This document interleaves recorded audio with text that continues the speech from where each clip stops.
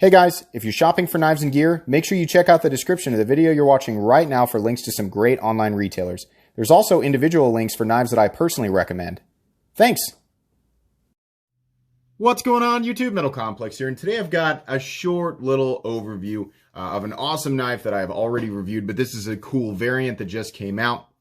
This is the Off-Grid Scorpion, or Off-Grid Knives Scorpion, but in all black. I reviewed the gunmetal version of this knife. I had not heard of off-grid knives when I reviewed the Scorpion originally. This was months ago, but they contacted me on Instagram and they said, hey, do you want to look at some of our stuff? You've already reviewed one of our knives, and one of the knives was sent by a viewer. And I said, okay, yeah, I'll take a look. And at the moment that I laid eyes on the Scorpion design, they have a lot of great designs. The moment that I laid eyes on the Scorpion, I thought, that is definitely something I want to get in hand and see what it feels like. And if you guys watch that review, or you've been watching my channel for a while, you'll know that I love the Scorpion. I consider it to be one of the most underrated knives right now. In fact, it was on my recent top 10 more underrated knives for 2020.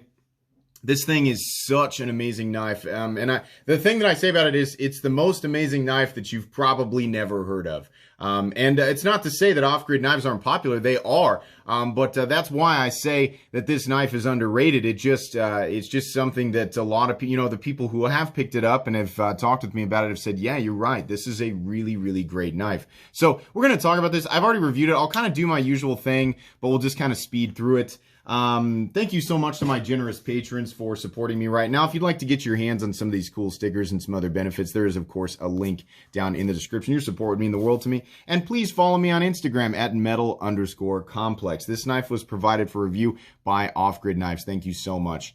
So, let's go ahead and get a measurement here. The overall length of the Scorpion. This is a big knife, but it doesn't carry that way. Overall length is coming in at 8.75, maybe 8.8 inches overall. Blade length, 4 inches. Cutting edge, 3.75 inches. Yeah, this is going to be illegal in some places. So check your local laws before you pick this up. There will be a link for this knife right down in the description, as well as other off-grid knives that you can pick up. So if you want to check this out for yourself, if you're just, popping in to see where can I get this, yeah, I'll provide a link right down in the description. Let's do some size comparisons up against the Ontario Rat Model 1. Rat 1 is coming in at 8.6 inches overall, so you can see there it's a little bit longer than the Rat 1. How about up against the Spyderco PM2? Spyderco PM2 is coming in at 8.3 inches overall. How about up against the Benchmade Griptilian, or in this case, the Ritter Hogue? Ritter Hogue is coming in at 8 inches overall.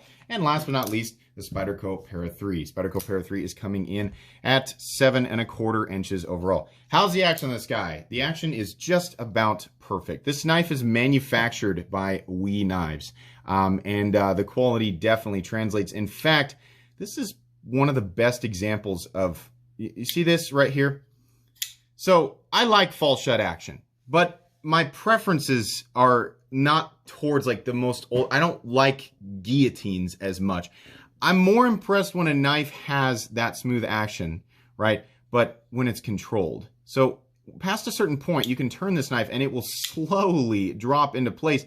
That to me is much more preferable than having a blade that just goes wham, like kind of the Grimsmo Norseman. And that's cool. It's kind of an interesting novelty, right? But in practice, I like a knife that's smooth for ease of manipulation, but I also like one that's a little bit safer, right? If my subconscious is not dedicated absolutely to the closing of my knife, I want to know that the assistance there is, a controlled action that benefits me in terms of safety.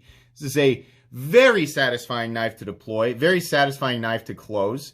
The action is just fantastic. That blade rockets out. It makes a nice thwack when it locks into place. It's very solid. I mean, I have nothing to complain about. The flipper tab is easy to engage. You can see there, it's just the shape of it, and just the rounding and everything is just perfect. I said all this in the last one. It's just great, and it's the same thing. I mean, this is the second Scorpion I've handled, and it's the exact same experience. I love it. It's awesome. Normally I do the hardware check here. The pivot is a T8. The handle screws are a T6. I said this in the last review. I prefer that all the hardware is T8. but it's not a deal breaker. There's only, let's see, there's 3 body screws, so there's a few extra screws on there. This is still going to be fairly easy to take apart. It's not that big of a deal. Just be really careful if you're using a T6 bit, so that you don't strip the bit or you don't strip the screw, because that's definitely going to be a problem. Carry profile, for those of you who didn't watch the last review, thickness, it's about the same as the Para 3, definitely. The carry profile, the part of the carry profile that's really interesting is how much blade and how much knife you're getting for how it carries. I mean, you can see here, it's about the same length in terms of handle as the PM2, but height, even including the flipper tab. And the reason that we compare the PM2 and Para 3 is, of course, because they're very popular and very awkward in the pocket, and nobody ever seems to complain. But not super awkward. You know, when I say that, I mean, like, you know, people always talk about dimensions being weird with knives. And to add clarification to why I use the PM2 and Para 3, it's because despite their awkwardness, they are, you know, still friendly in the pocket. People still prefer them, right? So that's why I use them as a comparison. But yeah, longer than the Para 3, about the same length as the PM2, nowhere near as tall, even including the flipper tab, so that's fine. The titanium scales on the inside are not milled out. We're using the, let's use the FW3T today. You can pick up the aluminum variant of this knife down in my description. You can see there, this, can we see? Let's see. Yeah, there's no milling on the inside of the scales. That's okay. This knife still manages to come in at a reasonable weight. We'll go ahead and weigh it here real quick. Yeah, 5.01 ounces. That's fine with me. It's over the ounce and inch mark. It's over the 4-ounce mark. You know, for people who don't like to carry super big, heavy knives, you know, this isn't massively heavy or anything like that. This is not going to be in your wheelhouse. You know, if you're used to carrying the Para 3 lightweight or mini bug out, and yeah, it's not going to be your thing. If you're used to carrying larger knives and you're like me and you prefer a weight range of 4 to 6.5 ounces or somewhere in there, right? Then this is, you know, going to be something that's preferable to you, or it's going to be comfortable for you. Or this is a knife that's best suited for regular jeans, you know, maybe heavy duty work pants, things like that. But for athletic shorts and skinny jeans, things like that, probably not going to be the case. The most impressive thing here is just how much blade you're getting, you know, for the weight. I mean, there are other knives that are, you know, the same blade length and weigh less. But if you're like me and you like some heft and some solidity in your knives, this is great. And the balance is pretty darn good on it. You can see the balance point is close. It's about right here, right? And it's just behind where you're going to rest your index finger. So in hand, you know, it's one of those knives that feels lighter than it actually is. You pick this up and it's going to feel more like 4 1/4, 4.5 ounces for those of you who are real sensitive to the in-between ounce marks, which I'm not going to say that I absolutely am. But, you know, if you handle a ton of knives in a bunch of different size ranges, you start to get a little more sensitive to that feeling. This definitely feels lighter than 5 ounces. But carrying this thing is just so comfortable. I love putting this thing in my pocket. You know, if you're wearing pants that don't have deep pockets, then, you know, like if you find that the PM2 doesn't fit in the pockets of pants that you're normally wearing, then, you know, perhaps this is going to be too long for you. But it just carries so nice. We're going to kind of glide over this. You can go back and check out my review of the Scorpion originally, because this is unchanged. It's the same thing, right? The only difference here is that this is black, and the previous versions that were available was like a gunmetal all the way across. And then they had one with, they still have it. You can still get these, and they'll also be included down in the description in the same link. And then there was one with a DLC frame and then a satin finished blade. But, you know, other than this all black version, it's exactly the same knife. I gave the knife a very, very positive review. It's just such an excellent design. All the edges are nicely knocked down. There's nothing awkward going on here. It is, you know, like I said in the last review, it's a little strange that the jimping is on the outer edges of the frame. I would prefer it on the backspacer, but it's really not that big of a deal. You can mount the clip on this side if you want to carry it in the left-hand side pocket, but it is a right-handed frame lock.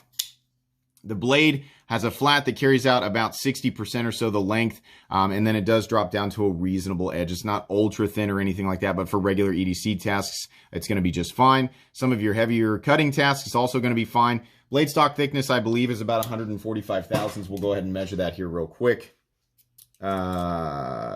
Sorry, I'm trying to get these, use it left-handed, and it just wasn't optimal.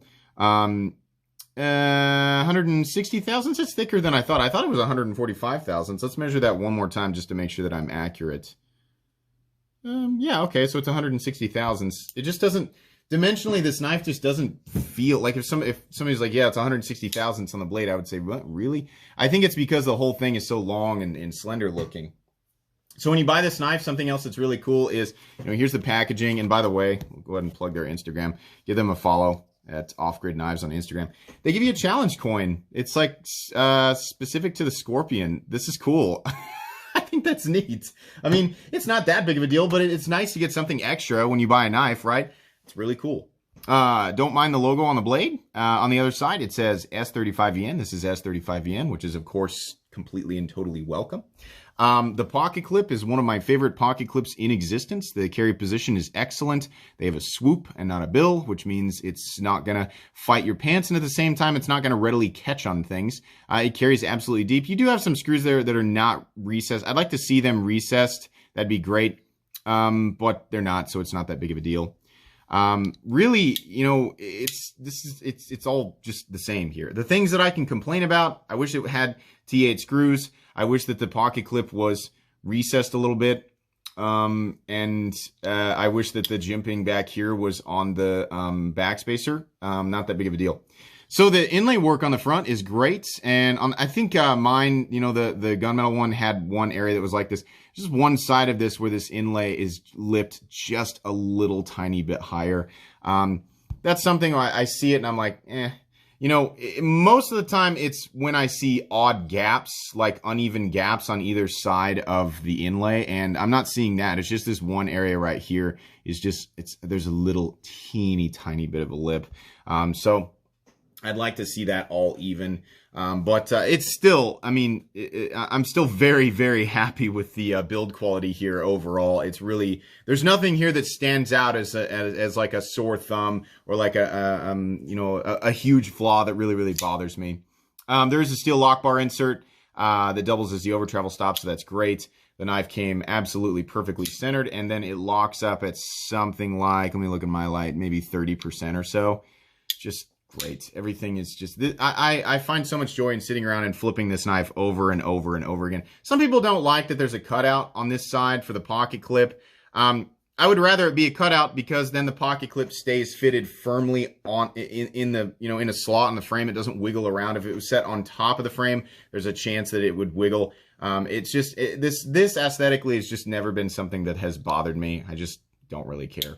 Ergonomically, it's fantastic. There's so much room on the handle to move around and get into an optimal position for cutting. The blade is going to be able to, if you're having to cut deep into something, there's so much blade. It's so, beneficial in terms of puncture tasks, things like that. And the edge is just fantastic. It's the blade is versatile. It's going to be able to do a lot of things, but it's just the cool factor here.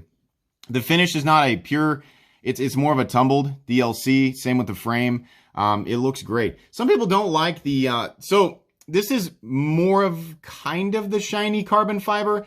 It's not quite the same shiny carbon fiber that you see in the ultra cheap, like if you're, and nothing against CJRB, but if we're talking about like the CJRB knives that are in around the $30 to $50 range, they always do a carbon fiber variant that's just flat, shiny carbon fiber. It's not nearly as reflective as that. That to me, it's fine. Nothing against CJRB, but that's kind of like inexpensive looking carbon fiber.